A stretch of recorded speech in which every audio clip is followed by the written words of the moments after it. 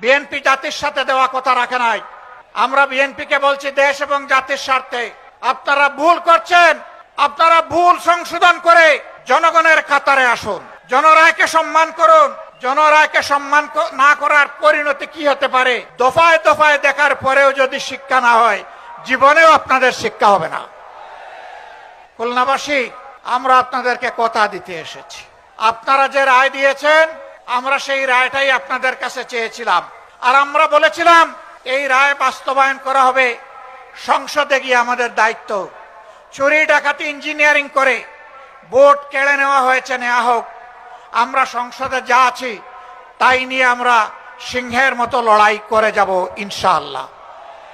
আমরা জানি সহজে কানে পানি ঢুকবে না, তখন সিরিঞ্জ দিয়ে যদি ঢুকাইতে হয় সে পানি আমরা ঢুকাবো। যদি ফয়সালা সংসদে না হয়, তাহলে যেখানে কথা বলতে মাননীয় স্পিকার বলতে হয় না, যেখানে কথা বলতে স্পিকারের অনুমোদন লাগে না, সেই খুলনার মাঠ, বরিশালের মাঠ, চট্টগ্রামের মাঠ, কুমিল্লার মাঠ, সিলেটের মাঠ, ময়মনসিংহের মাঠ, রংপুরের মাঠ, রাজশাহীর মাঠ, বগুড়ার মাঠ, সব জায়গা থেকে আগ্নেয়গিরি তৈরি হবে।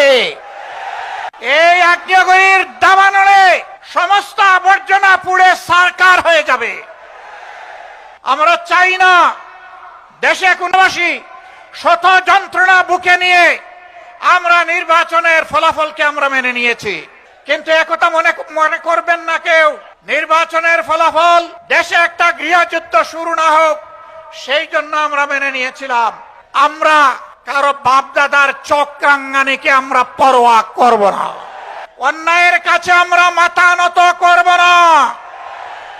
আমাদের নেতৃবৃন্দ হাঁটতে হাঁটতে ফাঁসির তক্তায় দাঁড়িয়ে মুচকি হাসি দিয়ে আমাদেরকে শিখিয়ে দিয়েছেন, জাতির জন্য প্রয়োজনে তোমাদেরকে ওই মুচকি হাসি দেওয়ার জন্য তৈরি থাকতে হবে। খানজাহান আলী শাহ মখদুম, শাহজালালের এই বাংলাদেশে জনগণ সেই মুচকি হাসি দেওয়ার জন্য প্রস্তুত। আমরা কোনো আধিপত্যবাদের কাছে মাথা নত করব না। সরকারকে স্পষ্ট বলে দিচ্ছি, যদি এই দেশবাসী এবং আমরা দেখতে পাই আধিপত্যবাদের সামনে আপনারা মাথা নত করছেন, আপনাদেরকে আমরা ছেড়ে কথা বলবো না। সাবধান, 20 কোটি মানুষের 24 কোটি হাত আজ প্রস্তুত। সীমান্তে সুড়সুড়ি দেওয়া হচ্ছে। পশ্চিমের নামে একটা দেশ তাদের নাগরিকদেরকে অবৈধভাবে আমাদের দেশে ঠেলে দিতে চাচ্ছে।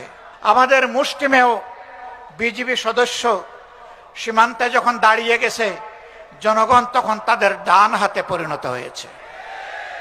এই ডান হাত সারা বাংলাদেশের 20 কোটি মানুষ। অতএব আমরা চাই না আমাদের কোনো প্রতিবেশীর ঘুম এবং শান্তি কেড়ে নিতে, আবার কোনো প্রতিবেশী আমাদের দিকে তাদের কালো হাত বাড়াক, ওইটাও আমরা চাই না। যদি কেউ আমাদের দিকে কালো হাত বাড়ায়, মহান আল্লাহর উপর ভরসা করে বলছি, সেই কালো হাত ভেঙে দেওয়া হবে ইনশাআল্লাহ। প্রিয় খুলনাবাসী, মনে হচ্ছে আরেকটি অনিবার্য বিপ্লবের জন্য প্রস্তুতি নিতে হবে। আপনারা কি সেই প্রস্তুতি নিতে রাজি আছেন?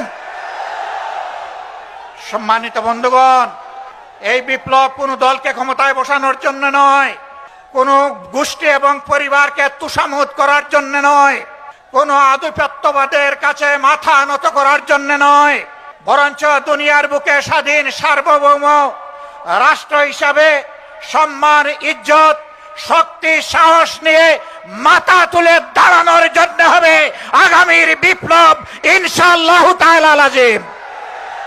সেই অনিবার্য বিপ্লবের প্রস্তুতি নেওয়ার আহ্বান জানিয়ে একটি শোষণ, দুর্নীতিমুক্ত, চাঁদাবাজ মুক্ত, দলীয় প্রভাব মুক্ত একটি মানবিক বাংলাদেশ গড়ার জন্য আমি যুব সমাজের প্রতি আরেকবার প্রাণ খুলে আহ্বান জানাচ্ছি।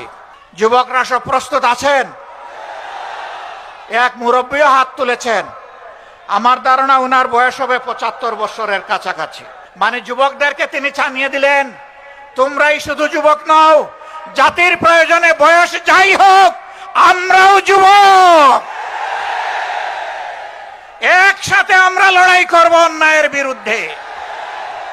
আধিপত্যবাদের দূষরদের বিরুদ্ধে, দলখানাদের বিরুদ্ধে, চাঁদাবাজদের বিরুদ্ধে, দুর্নীতিবাজদের বিরুদ্ধে, আমার শিশুর সন্তান যে কেড়ে নেয় সেই দর্শকদের বিরুদ্ধে।